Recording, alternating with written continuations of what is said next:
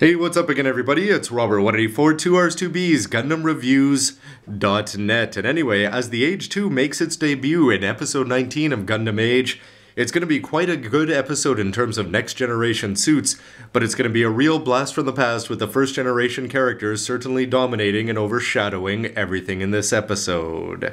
When it comes to picking one person for Character of the Week, it's a little bit hard because it felt like they were throwing all sorts of new characters and the old characters at us again, with everybody getting a chance to show how they've developed, but not really in any depth, and we didn't get to see too much of their interactions with each other. Wolf, of course, who wasn't happy to see him back, he didn't really have a great debut last episode, but him being charge of Asim is certainly going to be a very cool Char Camille kind of thing, and I can't wait to see how this is going to play out.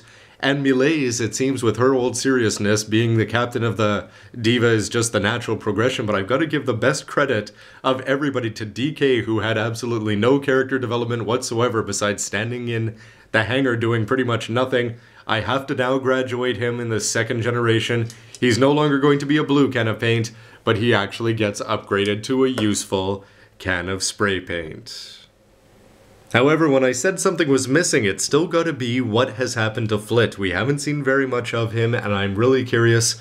Of course, the focus has to be on the new protagonist, Asim, where we got to see more of his never-give-up attitude and his willingness to break the rules to do what he thinks he can do, especially when it comes to saving people he cares about. But still, how did Flit get to where he is? What happened to Emily? These are the kind of questions that I think the further we get into this generation, and the third, that I wonder if we're just never going to get the time to have them properly answered.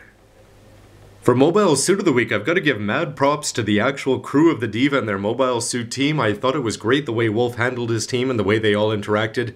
You're going to be getting the young and inexperienced people in the Adels, the two of them with the numbers on the chest, and you're going to get the Genoas too with the slightly more experienced person, and of course Wolf leading the charge in his G-Bouncer, which is almost finished.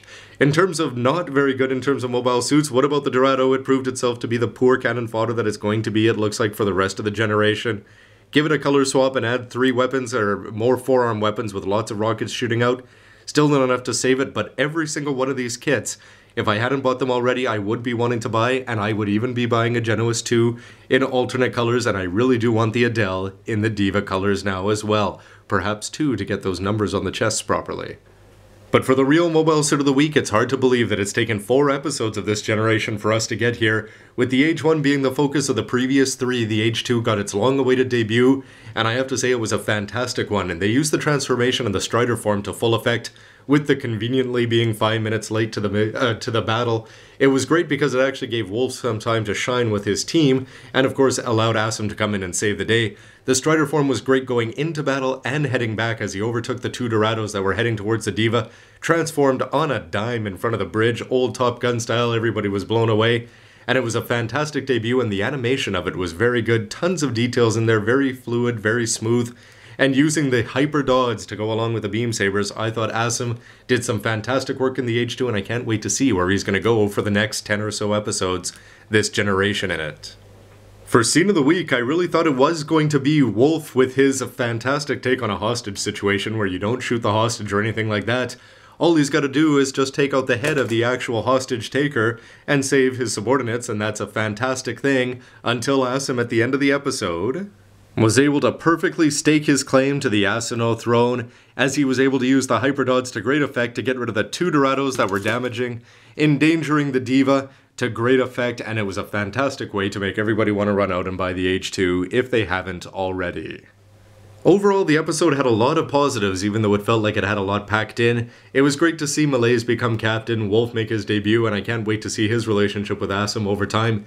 Dique actually becoming a character instead of a paint can was a big plus. Romary joining the bridge crew, well, I guess it makes sense in terms of a character development, and it's going to give her lots of chances to continue the triangle that seems to be set up with the school days arc before this. And really, when Asim launched in the Age 2, what more do you want from a protagonist and a lead than what we saw right there? And I thought that the voice actor did some fantastic work. However, in terms of negatives, there's still a few of them. I really want to see what's happening with Flit and Emily and how they got there. All the focus is on Asim, as it should be. However, where are we ever going to find out this information? Is it going to be done in short novels or manga, things like that? Or is it just something that we'll just have to leave up to the imagination? And something else that didn't really fill me with confidence is Zeehart Galette as a villain. Because really in this episode, he didn't come across as being somebody who's going to pose much of a threat. He seems to be too kind-hearted, even though he does follow orders without question. His continuous wonderings, is that my friend over there on that ship that I'm supposed to be shooting down, just seems like it's going to hold him back. However, we will get to see if perhaps somehow the stakes are going to get raised between these two. The ZSR is long forgotten, and it's time for a red mobile suit next week. Anyway, everybody, that's my take on episode 19, so why don't you let me know what you thought of both the episode and this video with a comment down below. I do really much look forward to seeing how the Divas crew is going to be interacting, and I'm hoping that we're getting a few more moments where they do flash back to the old days, as I've already said. But also not just that, but to see more interactions between Wolf, Dique, Miles, and things like that. And of course, the rest of the crew of the Divas pilots. Anyway, everybody, see you next week for the next episode. Can't wait to see the Age 2 face off properly against Zeheart. And anyway, I'm sure there's going to be some more models along, hopefully just in time. Anyway, thanks for watching, everybody. See ya.